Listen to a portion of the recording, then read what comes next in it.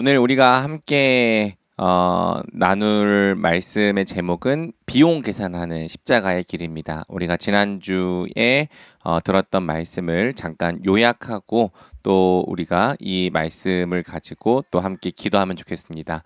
제가 이제 고난에 관한 복음을 여러분들과 나누기 시작했습니다. 어떻게 고난이 복음일 수 있는가의 문제에 대해서 저는 그렇게 이야기를 했죠. 고난이 우리에 대하여 증명해주고 또 증거해주는 것이 있기 때문에 분명 고난 자체가 기쁘고 즐거운 일은 아닙니다. 그렇지만 우리 그리스도인들이 예수 그리스도를 위하여 받는 핍박과 박해, 고난이 존재한다면 그것은 우리가 정말로 그분을 우리 인생의 주인과 또 주님으로 따르고 있다는 아주 명백하고 강력한 증거죠. 그래서 예수님께서 하신 말씀은 이것이었습니다. 만약 너희가 내 이름을 위하여 박해를 받으면 복이 있다. 왜냐하면 이것이 천국이 너희 것이라는 증거이기 때문이다. 이렇게 우리는 고난이 곧 복음의 증거이자 우리가 구원받은 열매이면서 동시에 그리스도를 따르는 우리가 기꺼이 감당해야 될 대가라는 측면에서 이 접근을 해 나가야 되는 것입니다.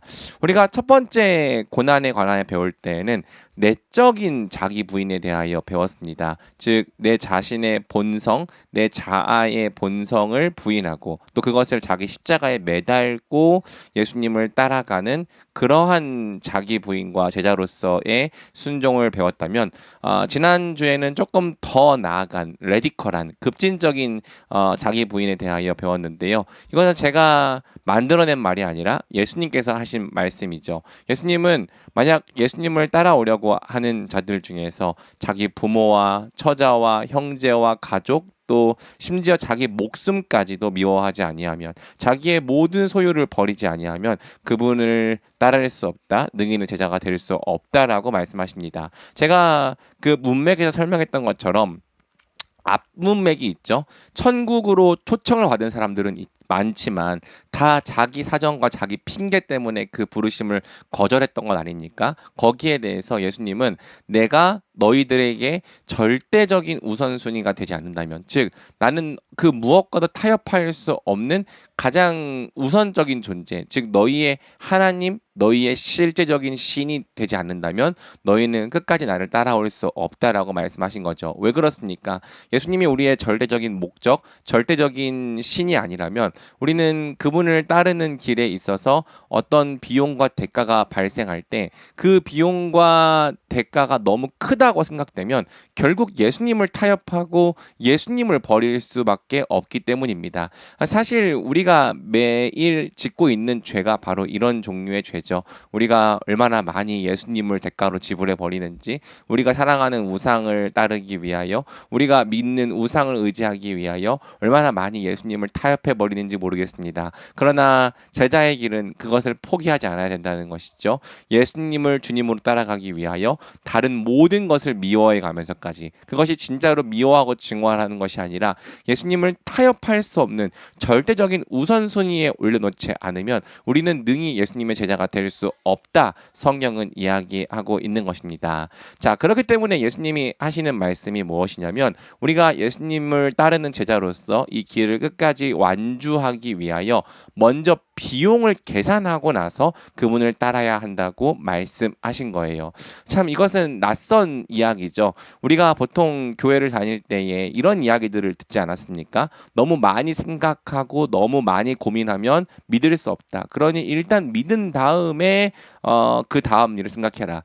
물론 어떤 경우에는 이런 이야기가 맞긴 합니다. 특히 믿음의 도전을 하는 것에 있어서 너무 많이 생각하고 너무 많이 따지는 사람들은 한 걸음도 나아가지 못하는 모습을 자주 보게 됩니다. 그러나 그러한 측면이 아니라 정말 우리가 예수님을 나의 주님으로, 나의 주인으로 영접하고 받아들이는 측면에서 우리는 예수님을 따를 때 발생하는 대가가 무엇인지를 분명히 알아야 되는 거죠. 그것이 때로는 나의 부모일 수 있고, 그것이 때로는 나의 처자일 수 있고, 그것이 때로는 나의 형제 자매일 수 있고, 그것이 때로는 나의 목숨까지일 수 있다는 것.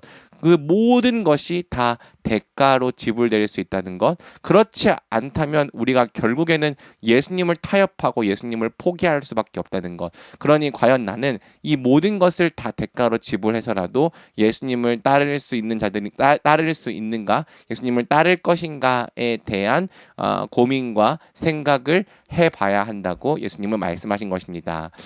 왜냐하면요, 우리가 이 비용이 제대로 계산되지 않잖아요. 그러면 결국에 중간에 탈선하게 되기 때문이죠. 성경은 비용 계산이 되지 않아 중간에 탈선할 자들에 대하여 충분히 이야기하고 있습니다. 그중 가장 대표적인 것이 예수님께서 씨 뿌리는 비유에 말씀하신 돌밭과 가시밭이죠. 돌밭은 어떤 사람들입니까? 말씀의 좋은 면만 받아들였죠. 그러나 그 말씀 때문에 고난이나 핍박이 찾아오면 곧 넘어지고 그 말씀 때문에 그 고난 때문에 예수님을 떠나가 버립니다. 가시밭도 비용 계산이 안 되어 있기는 마찬가지죠. 그들은 걱정과 돈에 대한 욕심 그리고 유혹 때문에 넘어집니다. 예수님과 세상을 저울 위에 올려놓았을 때 늘 세상 쪽으로 저울이 기우는 거예요. 그래서 늘 예수님을 비용으로 지불해버리고 세상을 선택하는 것으로, 돈의 욕심을 선택하는 것으로, 세상 걱정과 염려 쪽을 선택하는 것으로 예수님을 타협해버리는 것이죠. 그렇기 때문에 그들은 끝까지 예수님을 따르지 못하고 열매를 맺지 못합니다. 성경은 이 모든 것이 다 비용 계산이 제대로 되지 않았기 때문이다라고 설명하는 것이죠.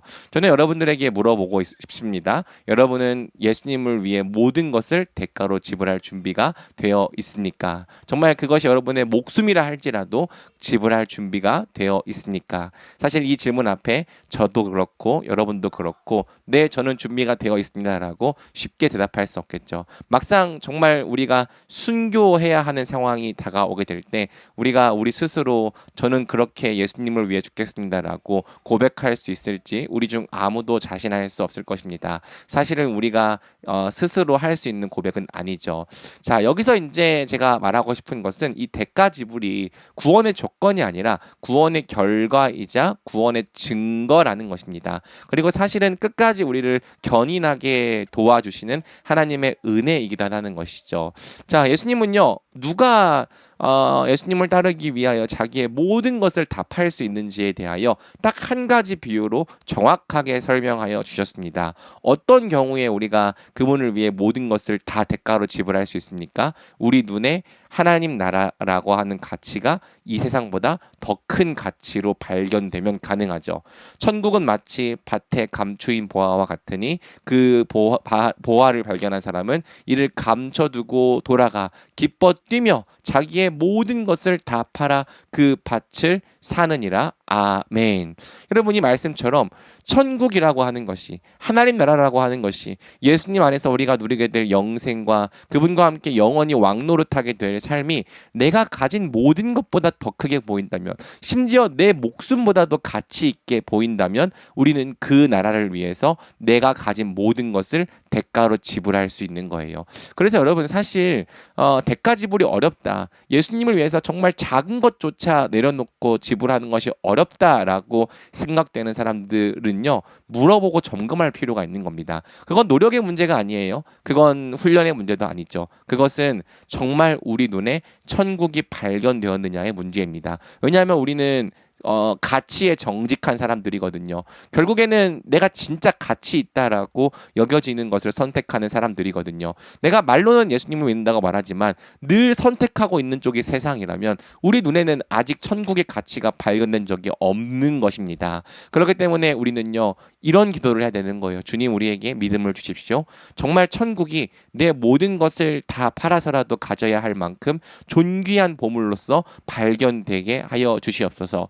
성경은 오직 믿음으로만 우리가 보이지 않고 바라는 것들의 실체와 실상을 볼 수 있다고 말합니다. 그리고 히브리서 11장에 나오는 수많은 사람들은 그 믿음으로 보이지 않는 것들, 영원한 천국을 보았기 때문에 자신의 모든 것을 대가로 지불하며 예수님을 따랐죠. 천국이 우리 눈에 발견될 수 있도록 참된 믿음을 구하고 우리는 찾고 두드려야 할 것입니다. 결국 예수님은 이 누가복음 본문을 마무리하면서 이렇게 말씀하십니다. 소금은 좋은 것이로되 만일 그 소금이 맛을 잃으면 무엇으로 짜게 하리요? 아무데도 쓸 데가 없어 사람들에게 버리어져 발에 밟힐 뿐이라. 이게 무슨 말씀입니까? 대가 지불이 없는 제자, 예수님을 따르기 위해서 자기를 부인하지 않고 자기 십자가를 지지 않는 제자는 아무 쓸데가 없고 또 아무 소용이 없다는 뜻이죠. 그는 하나님의 백성이라고 하는 겉모습과 외양은 갖고 있지만 결국에는 주님을 따르기 위해서 아무것도 포기하거나 내려놓거나 헌신하는